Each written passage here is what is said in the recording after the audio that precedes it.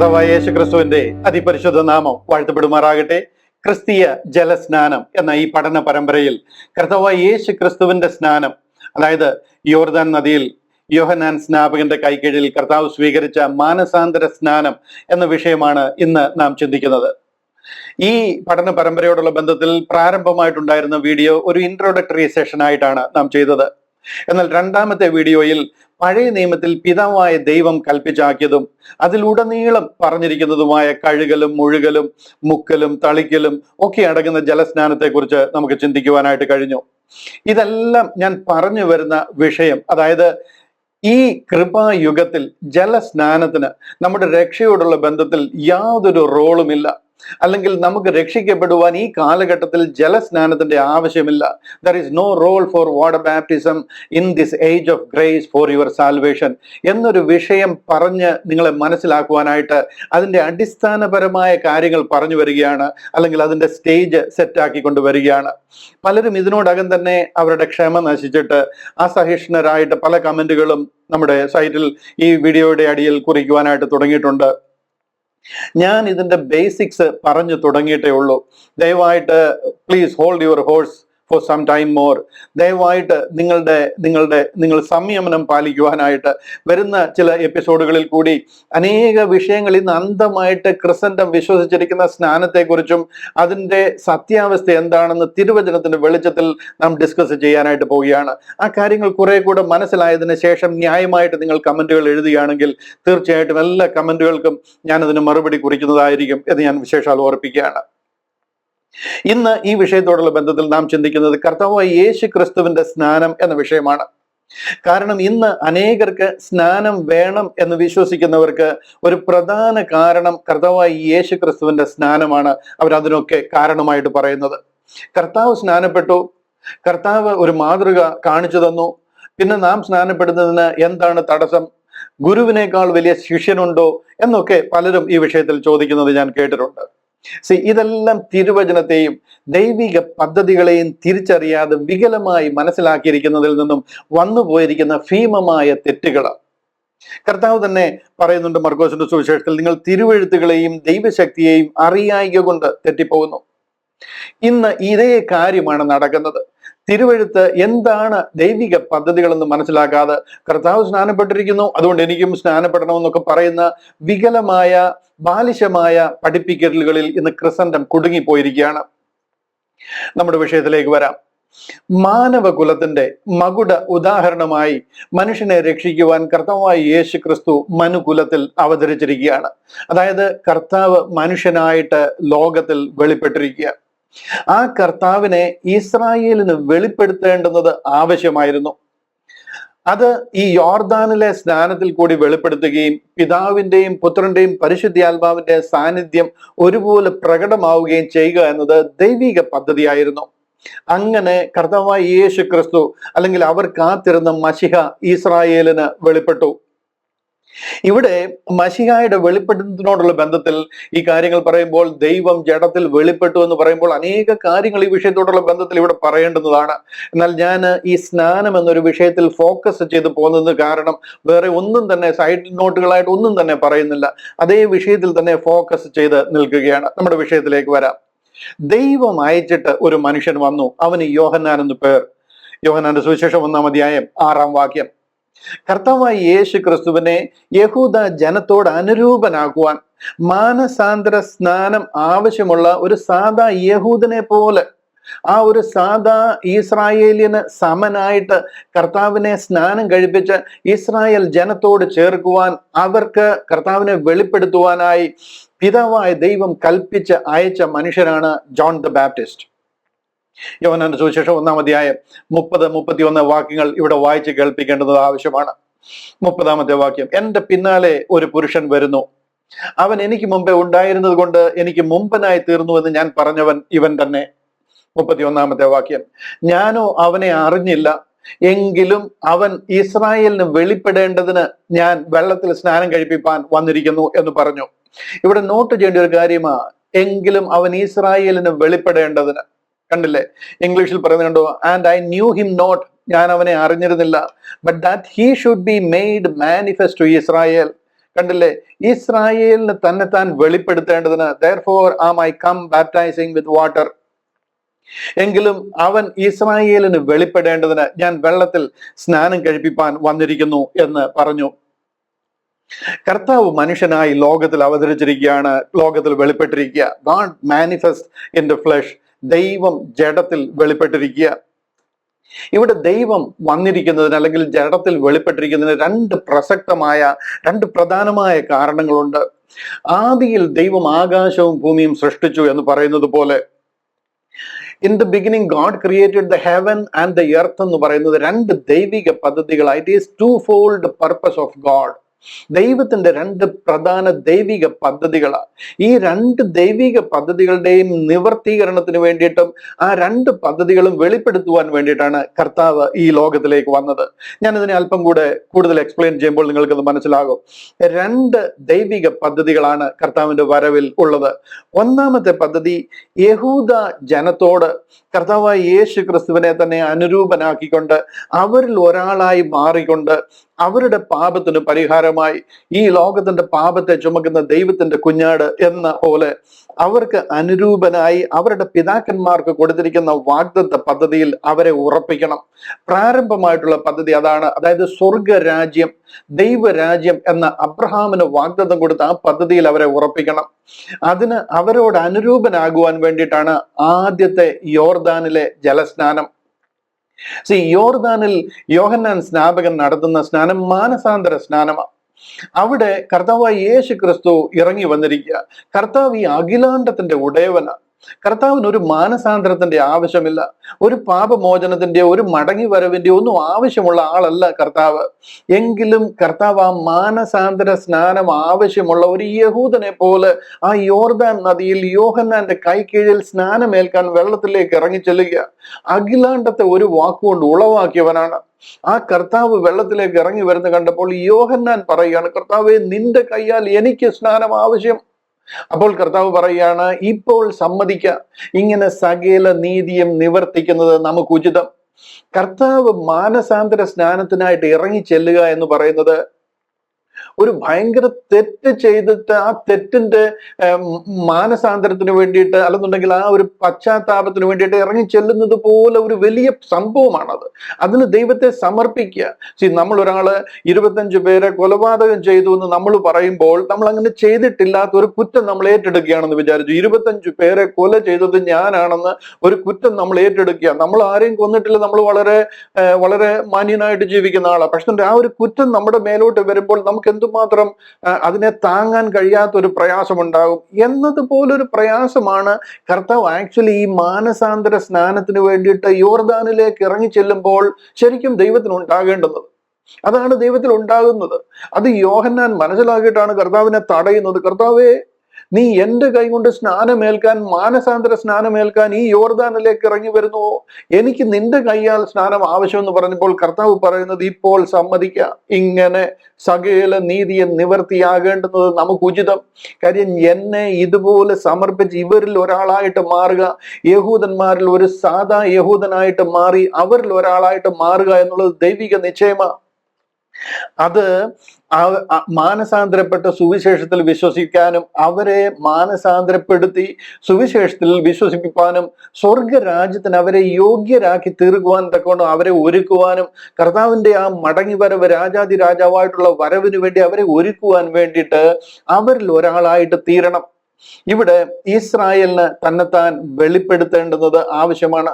അതാണ് കർത്താവിന്റെ ഈ യോർദാനിലെ ജലസ്നാനത്തിൽ കൂടി നടക്കുന്നത്.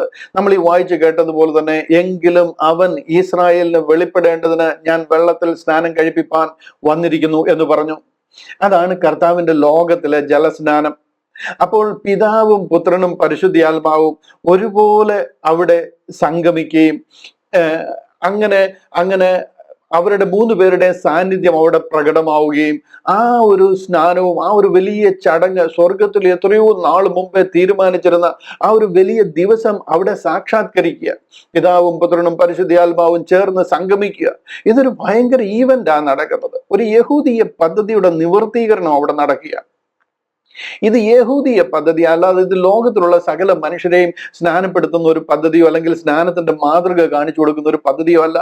ദൈവം സാധാ ഒരു യഹൂദനെ പോലെ മാനസാന്തര സ്നാനം ആവശ്യമുള്ള ഒരു സാധാ യഹൂദനായിട്ട് മാറി യോർദാന്റെ കൈക്കീഴിൽ സ്നാനമേക്കുന്ന ആ ഒരു ചടങ്ങിലേക്ക് വരിക. കാര്യം എന്താണെന്ന് ചോദിച്ചു കഴിഞ്ഞാൽ, പിതാക്കന്മാർക്ക് കൊടുത്തിരിക്കുന്ന വാഗ്ദത്തങ്ങളെ ഉറപ്പിക്കേണ്ടതിന്. റോമാലേഖനം 15-ാം അധ്യായം 8-ാം വാക്യം നോക്കിക്കഴിഞ്ഞാൽ നിങ്ങൾക്ക് അവിടെ കാണുവാനായിട്ട് കഴിയും.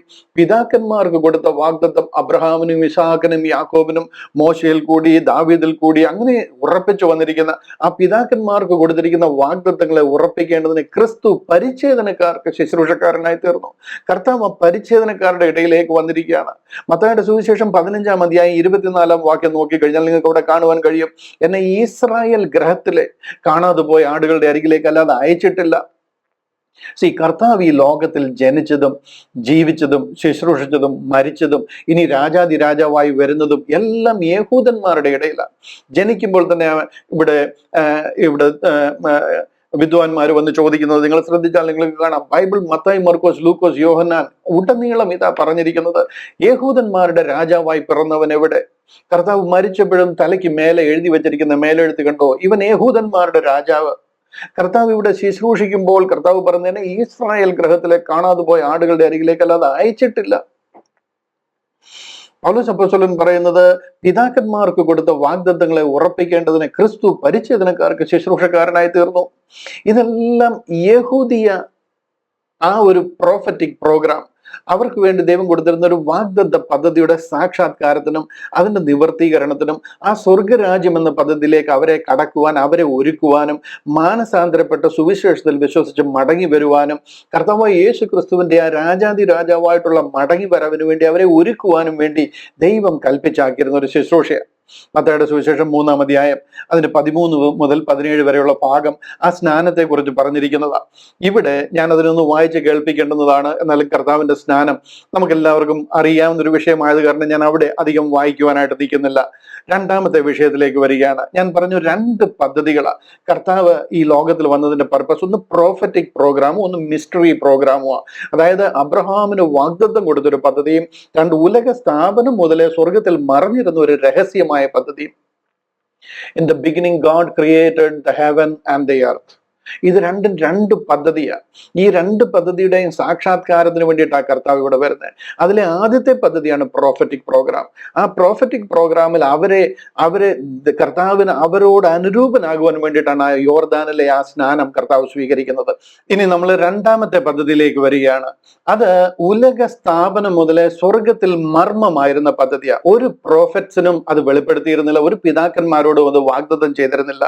ഉലക സ്ഥാപനം മുതലേ സ്വർഗത്തിൽ മർമ്മമായിരുന്നതും അപ്പോസ്തലനായ പൗലോസിൽ കൂടി ലോകത്തിൽ വെളിപ്പെടുത്തി കർത്താവായ യേശു ക്രിസ്തുവിന്റെ കാൽവറിയിലൂടെ ഉലകത്തിലുള്ള സകല മാനവരാശിക്കും രക്ഷ ലഭിക്കുന്ന, സകല മനുഷ്യർക്കും രക്ഷാകരമായ ദൈവകൃപ ഉദിച്ചുവല്ലോ എന്ന് പറയുന്ന ഒരു സ്വർഗീയ പദ്ധതിയാണ്. അതിനെ അന്ന് വരെ വെളിപ്പെടുത്തിയിരുന്നില്ല. ഞാൻ വരാം. ലൂക്കോസിന്റെ സുവിശേഷം 12-ാമത്തെ അധ്യായം അതിന്റെ 50-ാമത്തെ വാക്യം. ലൂക്കോസിന്റെ സുവിശേഷം 12-ാമത്തെ അധ്യായം അതിന്റെ 50-ാം വാക്യം. അവിടെ പറയാണ്, എങ്കിലും എനിക്ക് ഒരു സ്നാനം ഏൽപ്പാനുണ്ട്. അത് ശ്രദ്ധിച്ച് കേൾക്കണം. എങ്കിലും എനിക്കൊരു സ്നാനം ഏൽപ്പാനുണ്ട്, അത് കഴിയുവോളം ഞാൻ എത്ര ഞരങ്ങുന്നു. ഇംഗ്ലീഷിൽ പറഞ്ഞിരിക്കുന്നത് കണ്ടോ, but I have a baptism to be baptized with. എനിക്ക് ഒരു സ്നാനം ഏൽക്കാനുണ്ട് എന്ന് പറയുക. കർത്താവായ യേശു ക്രിസ്തു യോർദാനിൽ സ്നാനമേറ്റതിന് ശേഷം ഏകദേശം 3 വർഷത്തിന് ശേഷം പറയുന്ന ഒരു സ്റ്റേറ്റ്മെന്റ് ആയത്.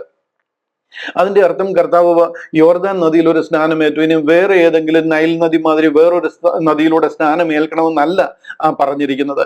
ഇവിടെ പറയുന്ന ആ സ്നാനം എന്ന് പറയുന്നത് കർത്താവിന്റെ ആ കാൽവറി മരണത്തെയാ കാണിക്കുന്നത്. അതായത് ഈ സ്നാനം എന്ന് പറയുമ്പോൾ നമ്മളെല്ലാം വെള്ളത്തിൽ മുക്കുന്നതാണ് എന്ന് വിചാരിക്കരുത്. ഒന്നിനെ മറ്റൊന്നിനോട് അനുരൂപനാക്കുന്നതാണ്. അതായത് ടു ബി ഐഡന്റിഫൈഡ് വിത്ത്, യഹൂദനോട് അനുരൂപനാകുവാൻ വേണ്ടിയിട്ടായിരുന്നു ആ വാട്ടർ ബാപ്റ്റിസം അവിടെ യോഹന്നാന്റെ കൈക്കീഴിൽ നടന്നത്.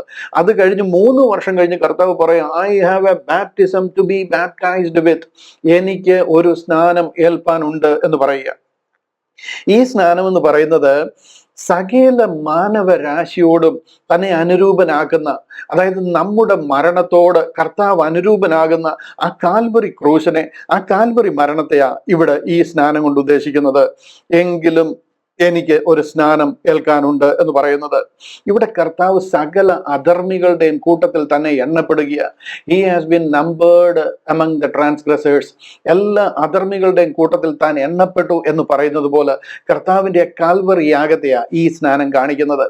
കാൽവറി മരണത്തോട് അനുരൂപനായി അതിന് ആ ഒരു മനുകുലത്തോട് അനുരൂപനായി തീരുവാൻ കർത്താവിന്, നിങ്ങൾക്കറിയാം, കർത്താവിന് മരണത്തിന്റെ ആവശ്യമില്ല, കാൽവറിയുടെയും ആവശ്യമില്ല, കർത്താവിന് മരിക്കേണ്ടെന്നും ആവശ്യമില്ല.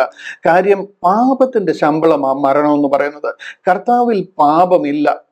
ആദാമ്യ ആ ഒരു ലീനിയേജിലല്ല, ആ ഒരു വംശാവലിയിലല്ല കർത്താവ് വന്നിരിക്കുന്നത്. ആദാമിന്റെ ആ പാപം, ആ രക്തം കർത്താവിലില്ല. പരിശുദ്ധ ആത്മാവിനാലാണ് കർത്താവ് ഉൽപ്പാദിതനായിരിക്കുന്നത്. അതുകൊണ്ട് ഇവിടെ മരണത്തിന്റെ ആവശ്യമോ മരണത്തിന് കർത്താവിന്റെ മേൽ അധികാരവും ഇല്ല. ഇവിടെ ആക്ച്വലി കർത്താവ് മരിക്കേണ്ടെന്ന് ആവശ്യമില്ല. പിന്നെ എന്തിനാ കർത്താവ് മരിച്ചതെന്ന് ചോദിച്ചു കഴിഞ്ഞാൽ, Christ died for our sins. നമ്മുടെ പാപത്തിന് പരിഹാരത്തിനായി ക്രിസ്തു നമ്മുടെ പാപങ്ങൾക്ക് വേണ്ടി തിരുവെഴുത്തുകളിൻ പ്രകാരം മരിച്ചു. മരിക്കേണ്ടെന്ന് ആവശ്യമുണ്ടായിട്ട് മരിച്ചതല്ല, but he has died for our sins. നമ്മുടെ പാപത്തിന് വേണ്ടിയിട്ട് കർത്താവ് മരിക്കുക. ഈ മരണത്തെയാ കർത്താവ് രണ്ടാമത്തെ സ്നാനമായിട്ട് പറയുന്നത്. എങ്കിലും എനിക്ക് ഒരു സ്നാനം ഏൽപ്പാനുണ്ട്. I have a baptism to be baptized with. Calvary ക്രൂസിലെ ആ യാഗത്തെയാ പറയുന്നത്. ഇത് രണ്ടും രണ്ട് യുണീക്ക് സ്നാനങ്ങളാണ്. ഇതിനെ താങ്കളുടെ സ്നാനവുമായിട്ട് താങ്കൾ ഉപമിച്ചു കഴിഞ്ഞാൽ ഇറ്റ് ഈസ് എ ബ്ലാസ്ഫമി. അത് ദൈവ ദൂഷണമാണ്. കർത്താവിന്റെ ഒന്നാമത്തെ സ്നാനം വളരെ അതുല്യമായ സ്നാനമാണ്. രണ്ടാമത്തെ സ്നാനം അതിലും അതുല്യമായ സ്നാനമാണ്.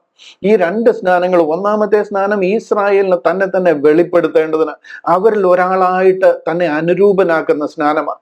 രണ്ടാമത്തെ സ്നാനം സകല മാനവരാശിയെയും രക്ഷിക്കുവാനായിട്ട്, അവരിൽ ഒരാളായി തീരുവാൻ താൻ ചെയ്ത ആ കാൽവറി ക്രൂശ് താൻ സ്വീകരിക്കുന്നതിൽ തന്നെ അവരോട് അനുരൂപനാക്കുന്ന സ്നാനമാണ് രണ്ടാമത്തെ സ്നാനം. ഇത് രണ്ടും വളരെ യുണീക്ക് സ്നാനങ്ങളാണ്. ഇതിനു മുൻപോ ഇതിന് പിൻപോ ഇതുപോലെ ഒരു സ്നാനവും നടന്നിട്ടില്ല.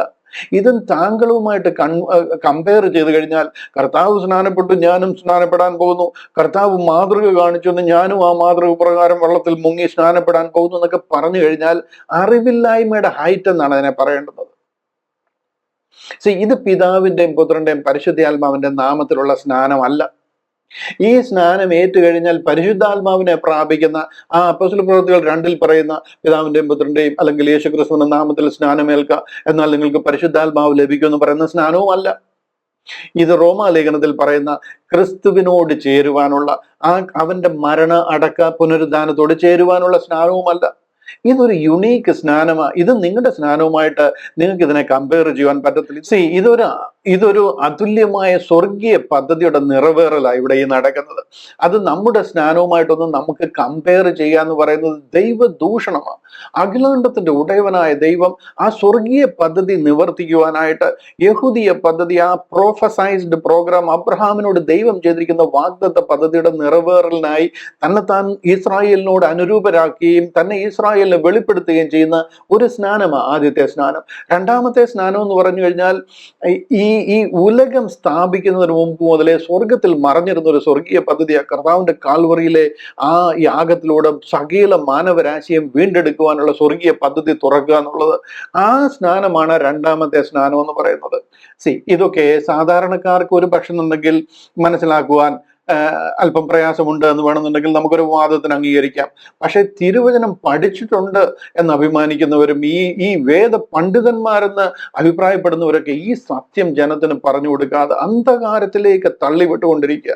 കർത്താവ് സ്നാനപ്പെട്ടു, അതുകൊണ്ട് നിങ്ങളെല്ലാം സ്നാനപ്പെടണം എന്ന് പറഞ്ഞിട്ട് നിങ്ങൾ ആ സ്നാനപ്പെടുമ്പോൾ നമ്മുടെ ദൈവിക പദ്ധതി, ആ രണ്ടാമത്തെ സ്നാനം, ആ കാൽവറിയിലൂടെ നമുക്ക് വേണ്ടി ചൊരിഞ്ഞ, ആ കാൽവറിയിലൂടെ നമ്മളെ വിലയ്ക്ക് വാങ്ങിയ ആ സ്വർഗീയ പദ്ധതിയെ നിങ്ങൾ അടച്ചു കളയുക ചെയ്യുന്നത്. ഹല്ലേലൂയ. തുടർന്നുള്ള പഠനത്തിൽ കൂടി ആ കാര്യങ്ങളൊക്കെ നിങ്ങൾക്ക് മനസ്സിലാക്കുവാൻ ദൈവം നിങ്ങളുടെ ഹൃദയ നിലങ്ങളെ തുറക്കുമാറാകട്ടെ. കർത്താവായ യേശു ക്രിസ്തുവിന്റെ സ്നാനവും അതിന്റെ പർപ്പസും എന്താണ് എന്ന് നിങ്ങൾക്ക് മനസ്സിലായി എന്ന് ഞാൻ വിശ്വസിക്കുന്നു. ദൈവം ഈ വിഷയങ്ങളെ കൂടുതൽ മനസ്സിലാക്കുവാനും ഇത് നിങ്ങളുടെ ഹൃദയത്തിൽ സംഗ്രഹിക്കുവാനും ഒക്കെ പ്രത്യേക കൃപ ഈ കാലഘട്ടത്തിൽ ഓരോരുത്തരുടെ മനസ്സിൽ പകരട്ടെ എന്ന് ഞാൻ ആഗ്രഹിക്കുകയും പ്രാർത്ഥിക്കുകയും ചെയ്തുകൊണ്ട് ഈ എപ്പിസോഡ് ഇവിടെ അവസാനിപ്പിക്കുന്നു. അടുത്ത എപ്പിസോഡിനായിട്ട് നമുക്ക് കാത്തിരിക്കാം. വരുന്ന 3-4 ദിവസത്തിനകത്ത് തന്നെ 2-3 ദിവസത്തിനകത്ത് തന്നെ അടുത്ത എപ്പിസോഡ്, അതായത് പന്തിരുവർക്ക് കൊടുത്ത ആ ഗ്രേറ്റ് കമ്മീഷനിൽ കൂടെ കൊടുത്ത സ്നാനം അതെന്തായിരുന്നു എന്നുള്ളതിന്റെ എക്സ്പ്ലനേഷൻ കേൾക്കാം. അതുവരെ ദൈവം നിങ്ങളെ സഹായിക്കട്ടെ. മറനാഥ, ഗ്രേസ് ബി വിത്ത് യു.